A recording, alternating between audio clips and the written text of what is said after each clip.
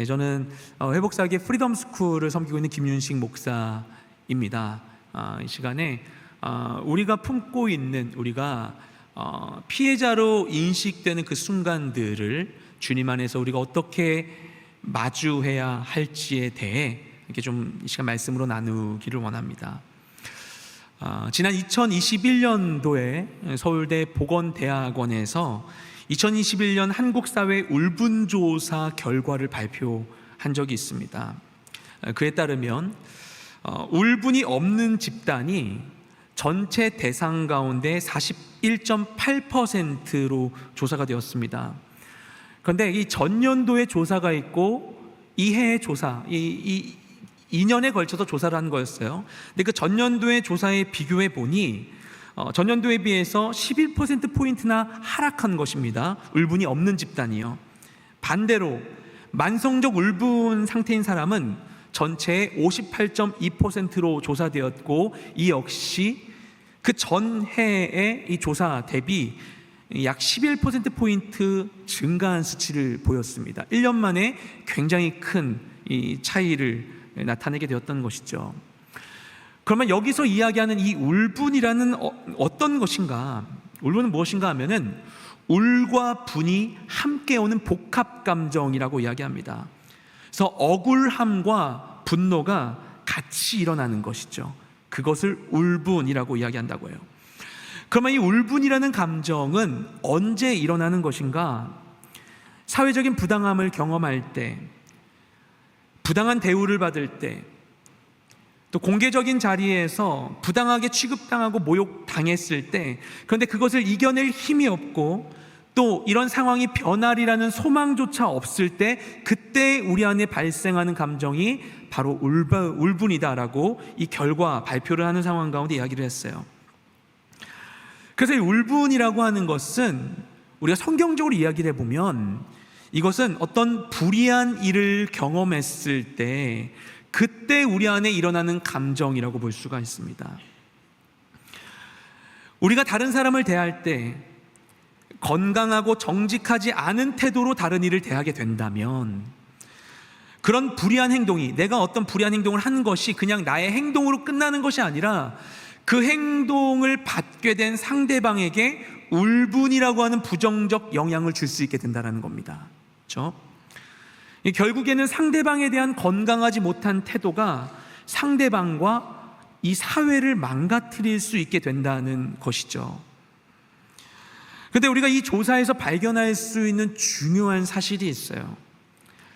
일단 우리 삶에 불의한 일들이, 문제되는 일들이 발생하지 않을 수는 없겠죠. 그런 일들이 발생할 수 있어요. 숱하게 우리 인생 가운데 일어납니다. 그런데 진짜 문제는 발생한 불의한 사건 자체가 아니라는 것입니다. 진짜 문제는 무엇인가 하면은 우리가 이 불의한 사건에 대해서 건강하게 반응하지 못할 때 일어난다는 거예요. 그런 반응 중에 하나가 이 울분과 같은 감정 같은 것이죠.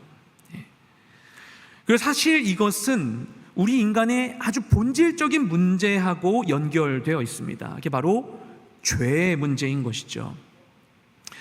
우리 인류 최초의 죄는 인간사에서 굉장히 중요한 사건이에요. 우리가 다 알고 있죠. 하나님께서 천지를 창조하시고 아담을 만드시고 그에게 모든 것을 다스리라고 명령하셨어요. 아담에게 말씀하시기를, 동산에 있는 모든 나무의 실과를 네가 먹을 수 있지만 단 하나, 동산 가운데에 있는 나무 중에 선악을 알게 하는 나무의 열매를 먹어서는 안 된다고 말씀하셨습니다. 그런데 결국에 아담과 하와가 그 열매를 먹게 되었죠. 그는 결국 선과 악을 아는 일에 하나님과 같이 되기를 원했었습니다. 우리 창세기 3장 5절 말씀을 함께 읽겠습니다. 네, 시작. 이는 너희가 그것을 먹는 날에는 너희 눈이 열려서 너희가 선과 악을 아시는 하나님처럼 될 것을 하나님께서 아시기 때문이다. 아멘. 이 말은 누가 했냐면 뱀이 한 말이에요.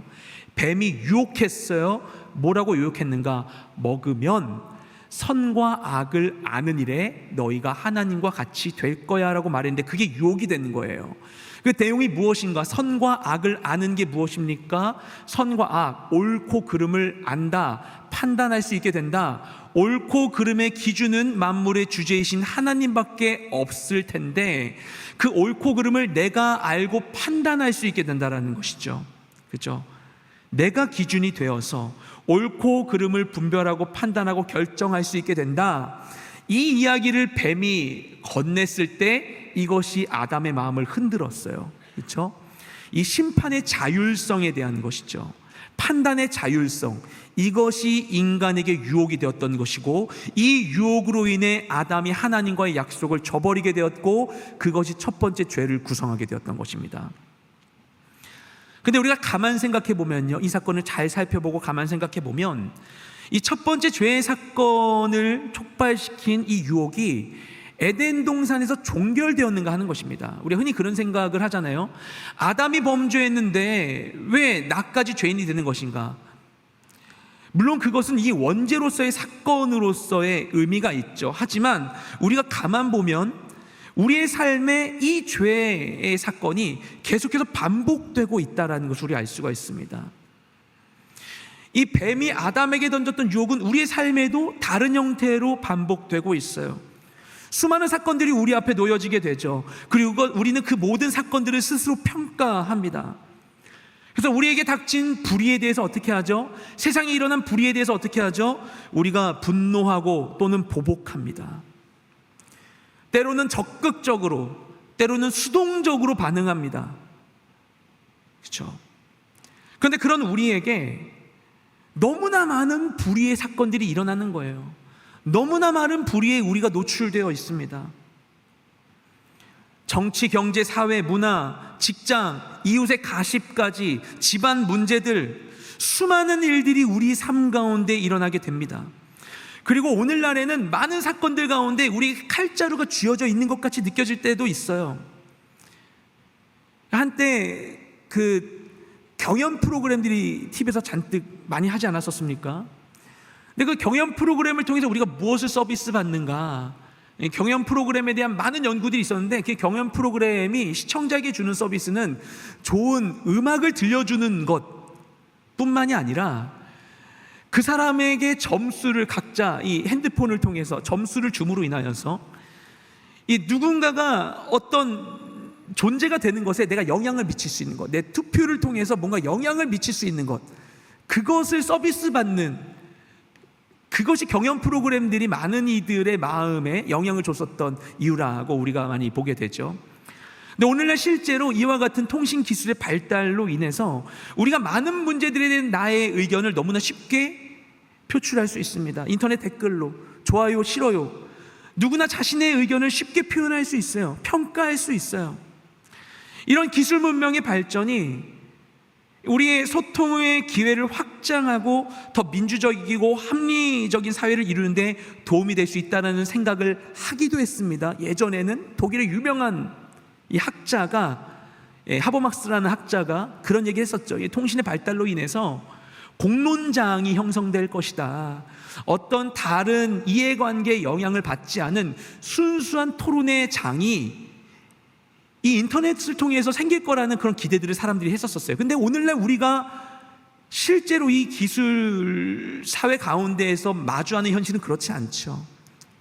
각자 자신의 의견을 내고 내가 듣고 싶고 보고 싶은 것만 보는데 더 최적화되어 있는 삶으로 우리의 삶이 변화되고 말았어요. 그로 인해 세상에는 더 많은 분노와 두려움이 생기게 됩니다. 결국 무엇인가? 불의의 사건이 우리를 위험하게 만든 게 아니라 불의에 대한 우리의 태도가 이 위험한 불의를 더 위험하게 만들 수 있게 된다는 것입니다. 불에 기름을 붓는 것과 같이 죄의 사건이 일어나게 되면 이 죄는 죄를 저지른 가해자로부터 발생을 하게 됩니다. 근데 진짜 죄의 무서운 점은 무엇인가 하면 죄가 발생한 그 상황과 가해자에게만 이 죄가 영향을 미치지 않는다라는 거예요. 죄의 사건이 일어나면 먼저 가해자에게 영향이 있겠죠. 죄를 저질렀으니까, 그렇죠? 죄인의 낙인이 찍히니까 가해자에게 영향이 미쳐지는데 죄의 사건이 영향을 미치는 게 가해자가 전부가 아니라는 것이 굉장히 무서운 부분입니다.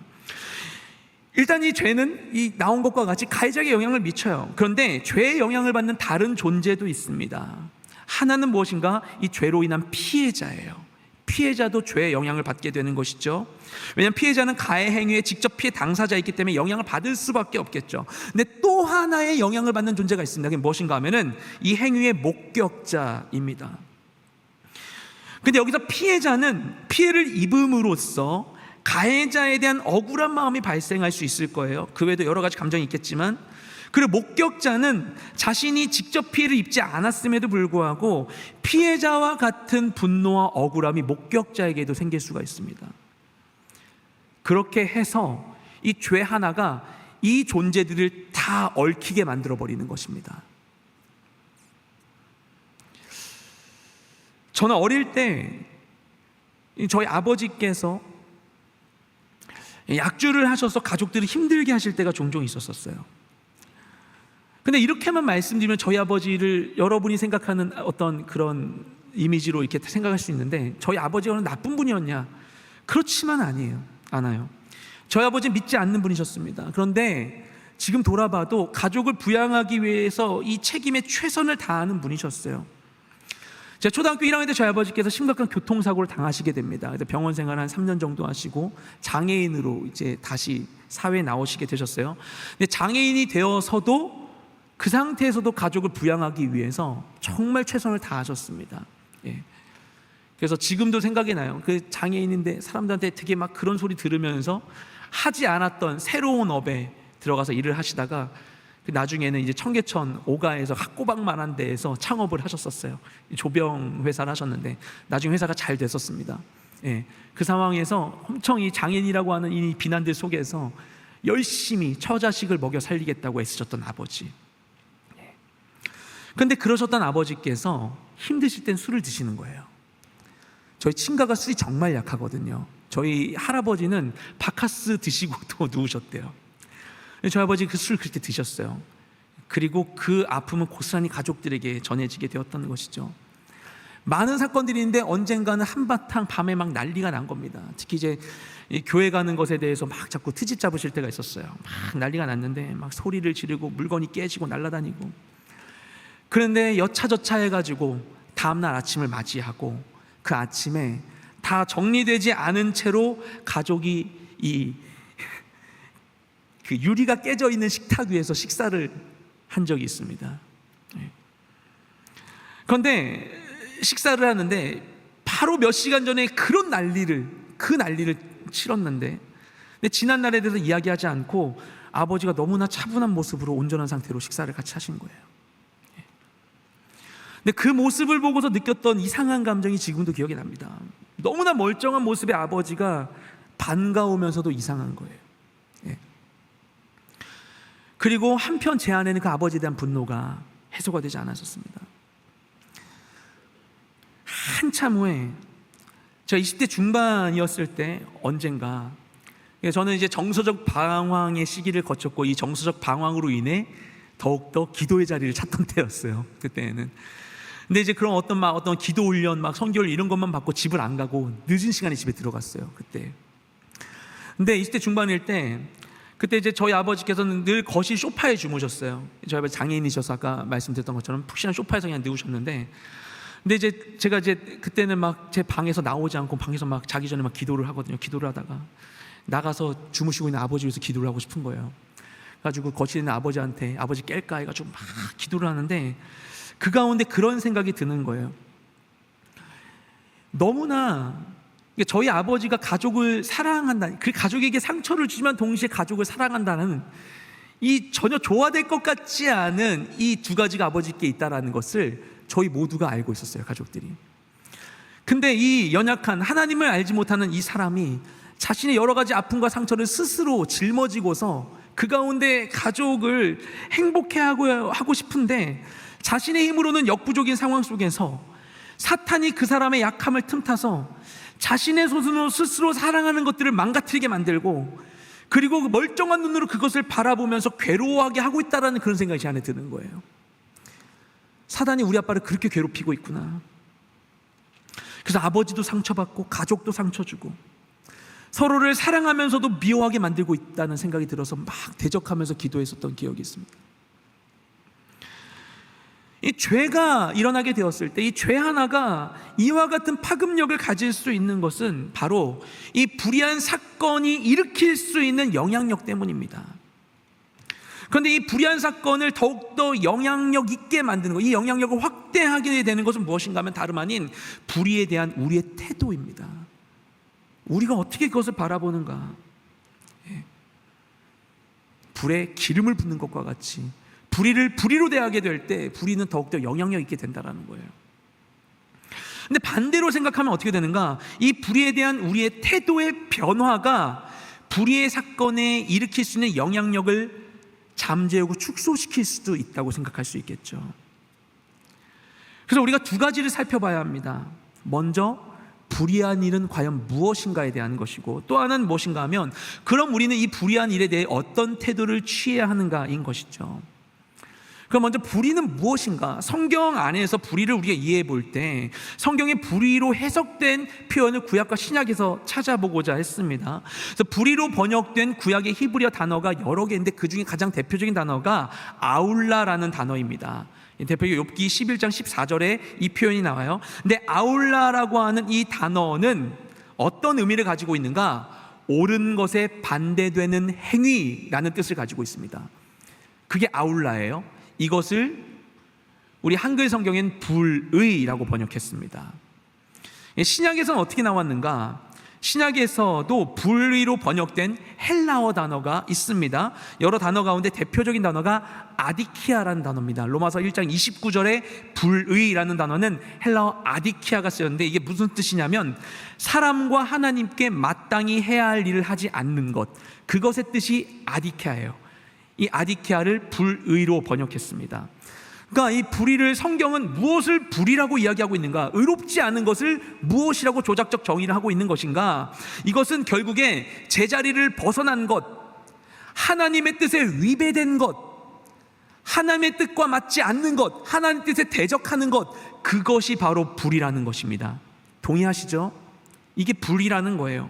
그래서 본래의 모습을 상실하고 본래의 뜻을 왜곡시키고 변질시키는 게 바로 불의라는 것입니다.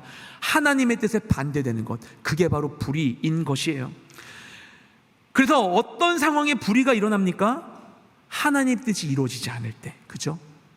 하나님의 뜻과 반대되는 게 이루어질 때, 아까 우리 찬양할 때 주님의 선하심, 주님은 선하신 분이신데, 그렇죠? 선하신 하나님의 뜻이 이루어지지 않을 때 그 상황이 불의한 상황이 되는 거예요. 그러면 어떤 상황이 하나님의 뜻이 결핍된 상황이라고 이야기할 수 있는 것인가?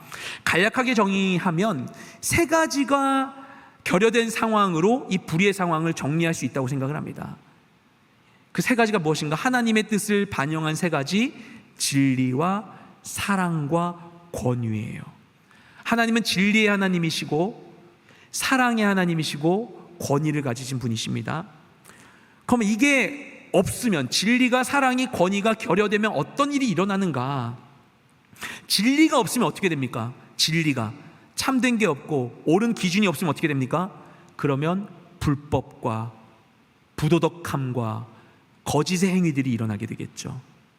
진리가 없는 행위. 사랑이 없으면 어떻게 되겠습니까? 사랑이 없으면 사랑이 빠짐으로 인하여서 그것은 착취의 행위가 되고 학대가 될 것입니다. 괴롭히는 그런 행위가 되겠죠. 또 권위가 없으면 어떻게 되겠습니까? 권위가 없으면 무책임함, 방치, 무관심의 행위가 되는 것이죠. 하나님의 뜻에 반대되는 일들은 이런 것들이에요. 이게 바로 불의한 일들입니다. 이렇게 하나님의 뜻이 결핍된 상황이 일어날 때, 그 불의한 사건이 일어날 때 우리가 이 불의한 사건의 피해자가 될 수 있어요. 근데 우리가 대체로 양육 과정에 이런 일들을 겪습니다. 양육자로부터, 양육의 환경 가운데 이런 일들을 겪게 돼요. 왜냐? 우리 모두가 완전한 존재가 아니기 때문에. 이런 영향을 피하면서 성장하기란 불가능한 일이죠. 근데 다시 말씀드리지만 진짜 문제는 무엇인가 하면 불의의 사건이 전부가 아니라 이 불의에 대해서 어떻게 반응하는가 하는 것이에요. 근데 많은 이들은 이 불의에 대해서 이런 식으로 반응을 하게 됩니다. 어떤 식인가? 피해의식, 그리고 이 일로 인한 하나님에 대한 원망. 왜 이런 삶을 나에게 주셨는가? 불평, 불만하고, 그리고 감사하지 않는 것, 그리고 이로 인해서 험담하고, 누가 저랬대, 그 문제에 대해서 중상모략하고, 세력한다는 건 뭔가 하면은 그것에 대해서 내가 따로 막 뒤에서 조종하려고 한다든지, 정치를 한다든지, 사람들을 가지고서 막 선동한다든지, 또는 보복하는 거, 아니면 내가 오히려 숨어버리는 거예요. 사회적으로 정서적으로 단절하는 거예요. 내가 고립되는 거, 아예 그 사람을 차단해버리는 거, 아니면은 새로운 무언가를 하지 못해버리는 것, 미래에 대한 나의 모든 소망을 상실해버리는 것. 불의한 일을 당할 때 이런 반응들을 우리가 일으킬 수 있게 되는 겁니다. 이외에도 다양한 게 있겠죠. 이게 뭐냐? 결국에 스스로 내가 불의에 대항하려고 하는 노력들인 것입니다. 연약한 내가 나를 향한 악한 행위를 스스로 이겨내기 위한 선택들이 이런 것들이에요. 그러지 않습니까? 막 회사에서 막 억울한 일 당했는데 막 너무나 막 이게 분이 삭히지 않는데 막 카톡으로 동료한테 뭐해? 그다음에 나와볼래? 그다음에 막 험담하고 막 얘기하고 막 전화기 붙들고 막 실컷 얘기하면 되게 속이 풀어지고, 내가 불의한 일을 당했을 때 익숙한 방법으로 이겨내기 위해서 애쓰는 거예요. 내게 익숙한 방법으로. 그래서 이런 반응을 보일 때 어떤 영향이 일어나게 되는 것인가? 이전에는 이 불의의 행위자가 죄를 저질렀어요. 그 사람이, 그죠? 내가 피해자가 되었어요. 그런데 그에 대한 나의 반응을 통해 나도 또 하나의 다른 죄를 일으키게 되는 것입니다. 그렇죠? 그래서 죄의 연쇄작용이 일어나게 되는 거예요. 그래서 우리가 불의의 영향력을 끊기 위해서 무엇을 해야 되는가? 이 죄의 고리를 끊어야 되는 것입니다. 나의 태도를 점검해야 되는 것입니다. 이것을 이야기하기 위해서 우리가 먼저 볼 것은 뭐냐? 그러면은 하나님이 지은 이 땅 가운데 수많은 불의가 일어나게 되는데, 하나님도 불의를 아시잖아요. 하나님이 의로우시니까, 하나님에 반대되는 게 불의니까 하나님이야말로 모든 불의를 판단할 수 있는 분 아니겠습니까? 그러면 하나님은 불의를 어떻게 판단하고 대하고 계십니까? 불의에 대한 하나님의 방식은 무엇인가? 예수님이 공생애를 보내셨던 그 당시에 이스라엘에 많은 불의가 세상에 가득했어요. 엄청난 불의들이 그 땅 가운데 있었습니다. 그렇게 될 수밖에 없는 배경이 어떠했던 것인가? 이스라엘이 로마의 정치적 목적에 의해서 로마의 지배를 당하고 있었어요. 근데 그 이스라엘이 그 순간 가운데 그 이스라엘의 정치 구조가 단순하지 않았어요. 굉장히 복잡했습니다. 그러니까 이스라엘이, 우리가 구약 시대는요, 포로에서 귀환해가지고 에스라, 느헤미야, 그렇죠? 그때 스룹바벨과 느헤미야, 에스라 이 시절에 그때 막 이들이 성전 세우고 성벽 세우고 하면서 이 중간사로 넘어가기도, 그 다음 어떻게 되는지 모르잖아요. 잠깐 동안 이스라엘이 이렇게 된 다음에 이들이 헬라 제국의 지배를 받고 그 다음에 독립국가를 이루게 됩니다. 독립국가를 이루게 된 다음에 그 다음에 이들이 어떻게 되는가? 그 가운데에서 이 마사다 항쟁 이후에 독립국가 하스모니안 시대를 일으킨 다음에 이들 안에 알력 다툼이 있게 돼요.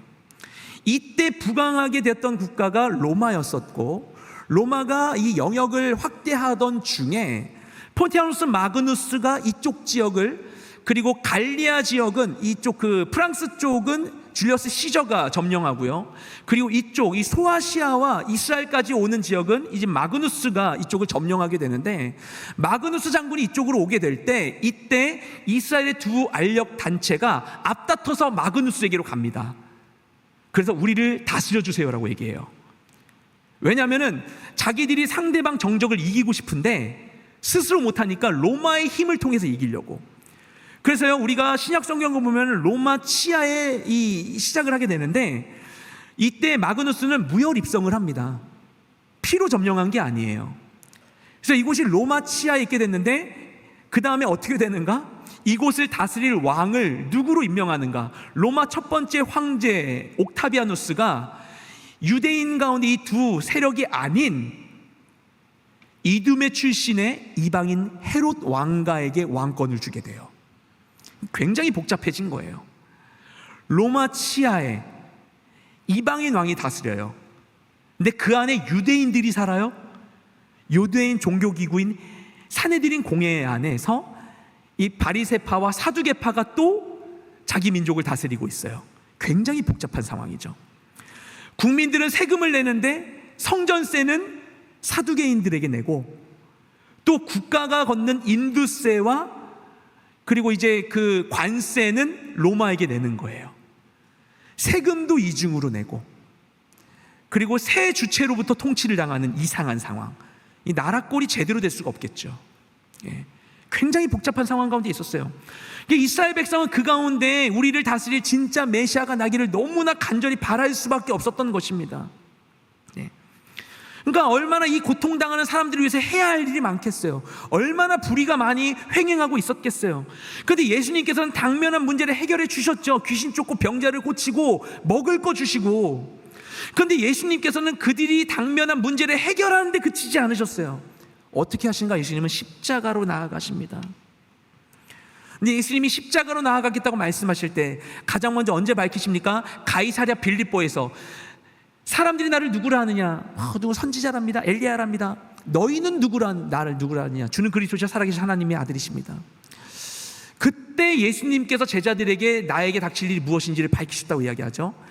제자들의 반응이 무엇이었습니까? 베드로가 주여 그런 일이 있어서는 안 됩니다. 그렇지 않습니까? 예수님께서 사단아 내 뒤로 물러가라. 넌 나를 넘어지게 하는 자로다. 예수님께서 진짜 계획을 갖고 계신 것은 십자가에 달리시는 것이었어요. 처음부터. 근데 예수님이 이 계획 밝히니까 예수님 제자들 누구도 이것을 환영하지 않습니다. 예수님 따르던 사람들 누구도 환영하지 않습니다. 결국 예수님이 붙잡히실 땐 아무도 예수님과 함께하지 않죠. 예수님의 계획은 그것인데 아무도 밝히잖아요. 그러지 마세요 주님. 여기서 우리와 함께 하면서 병자 고치고 귀신 쫓고 줄인 자들 먹이고 살자고요. 주님의 나라가 임할 때 저는 주님의 보좌 우편에, 저는 좌편에 앉을게요. 전혀 다른 꿈을 꾸고 있었던 것이죠. 그런데 불의를 이기는 주님의 방식은 십자가로 나아가는 것이었어요. 주님은 우리를 불의로부터 해방시킬 수 있는 진짜 방법을 알고 계셨던 것입니다. 불의의 영향력을 잠재우는 것이에요. 우리 오늘 말씀 한 번 더 읽도록 하겠습니다. 네, 읽겠습니다. 근데 제가 이 번역이 잘못 쓰는지 모르겠어요. 그러므로인데, 네, 그러므로 이제 읽겠습니다. 시작. 그러므로 이제 그리스도 예수 안에 있는 사람들은 정죄를 받지 않습니다. 이는 그리스도 예수 안에 있는 생명의 성령의 법이 죄와 죽음의 법에서 여러분을 해방했기 때문입니다. 아멘. 세상의 불의는 우리에게 아무 힘이 없다고 여기서 이야기하고 있는 것입니다. 불의의 사건은 일어나요. 예수님께서 오셔서 불의의 사건을 완전히 없애버린 게 아니었어요. 그 불의의 사건이 일어나지 않게끔 막 정치 시스템을 바꾸고 이런 거 하지 않으셨다고요. 불의는 일어나요. 근데 그 불의가 우리에게 아무 힘이 없게 만드셨다고 이야기하고 있어요. 여기서는 사건은 일어나는데 그것이 우리에게 영향을 주지 않는다. 우리가 믿어야 할 건 무엇인가? 불의가 일어나더라도 그것이 우리를 해치지 못한다는 것입니다. 그리고 더 나아가서 나에게 불의가 일어난다 할지라도 불의에 대한 나의 반응을 내가 다스릴 수 있게 된다는 것입니다. 불의가 나에게 주는 충동을 따라 사는 게 아니라 그 불의가 내 삶을 더 망가뜨리지 않도록, 이 불의가 내 안에 와서 나를 막 영향을 미치고 내 삶을 휘젓고 내 삶의 다른 데 영향을 확대하지 않도록 불의를 끊고 무효화할 수 있는 힘이 우리에게 있다는 것입니다. 그게 결국은 무엇인가? 십자가로 나아가는 거예요. 십자가로 나아간다는 것은 그 죄의 문제를 예수님께 맡기는 것입니다. 이렇게 얘기하면 모호하다고 생각하실 수 있어요. 그것에 대한 구체적인 행위가 있어요. 죄의 문제를 예수님께 맡기는 구체적인 행위가 있어요. 이게 예수님을 믿는 모든 그리스도인에게 주어진 무기입니다. 우리가 알고 있는 거예요. 너무 중요한 복음적 행위가 바로 두 가지인데, 하나는 회개고 하나는 용서인 것입니다. 회개는 무엇인가? 나의 죄에 대한 판단과 그 죄로부터의 해방을 그분께 맡기는 거예요.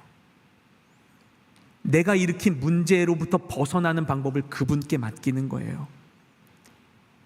내가 뭔가 이걸 숨기고 덮고 내 힘으로 어떻게 하는 게 아니라, 용서는 무엇인가? 내가 당한 죄 또는 내가 목격한 죄에 대한 나의 판단의 주권을 그분께 맡기는 것입니다.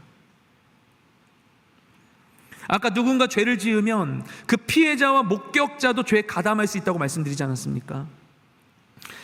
가해자를 용서하지 않는 거 죄가 됩니다. 당연히 그 사람이 잘못해서 미워하는 건데요, 맞아요. 그 잘못을 인식하는 게 죄는 아닐 거예요, 우리가. 그런데 슬프게도 이 미워하고 증오하는 게 죄래요. 어떡해요? 세상에 그런 법이 어디 있어요? 억울한데. 근데 맞아요, 세상은 죄가 가득해요. 근데 이 죄에 대해서 죄로 반응하는 게 인간이라는 거예요. 우리 안에 죄성을 자극하는 거죠, 어찌됐든. 나 아무 잘못 없는데, 그 사람이 잘못한 건데, 하지만 피해자인 나도 죄인인지라 피해에 대해 죄로 반응할 수 있게 되는 거예요.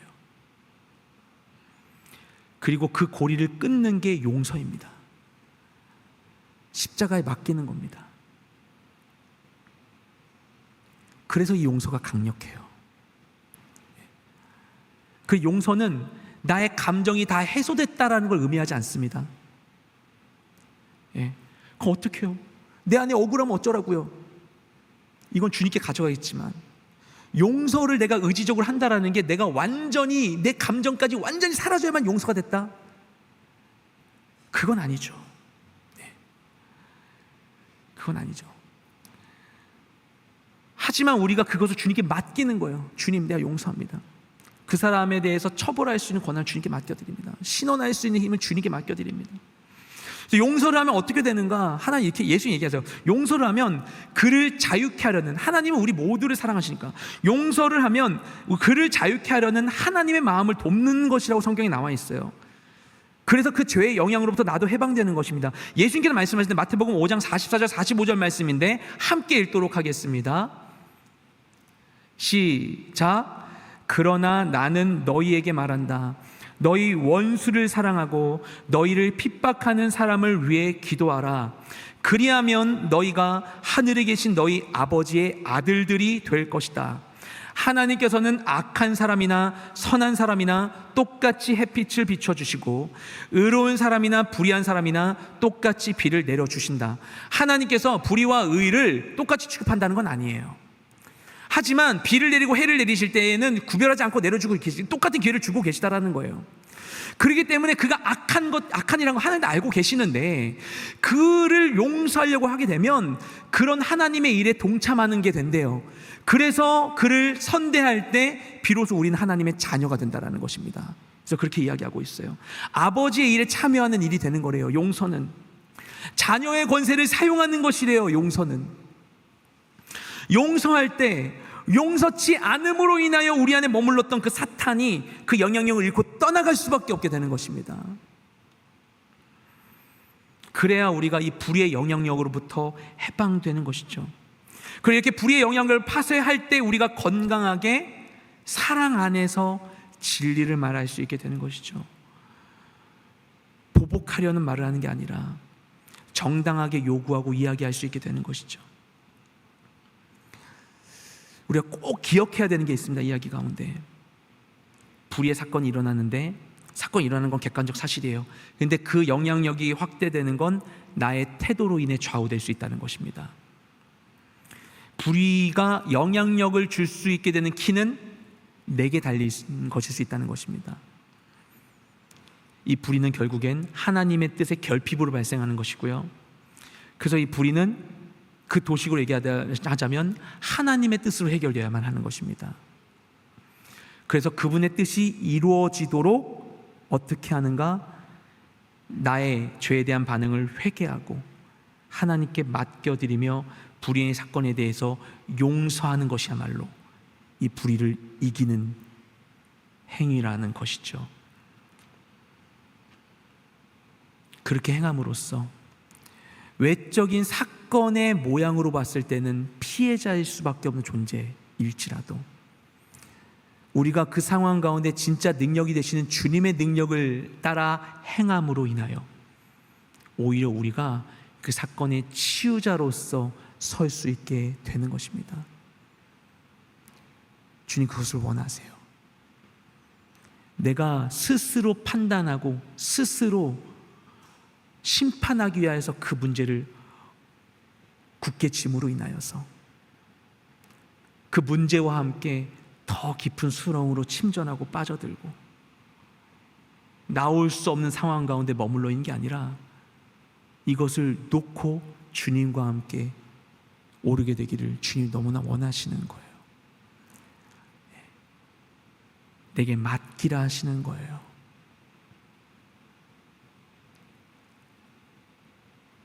우리가 정말 봐야 할 것을 보고 품어야 할 것을 품고 기대할 것을 기대하고 가야 할 곳으로 갈 수 있도록 주님은 그 모든 문제로부터 우리가 돌이키기를 원하십니다.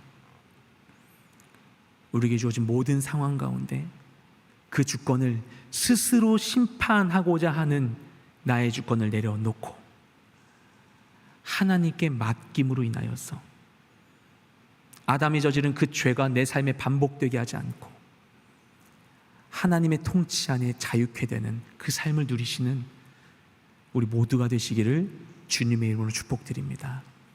함께 기도하기 원합니다.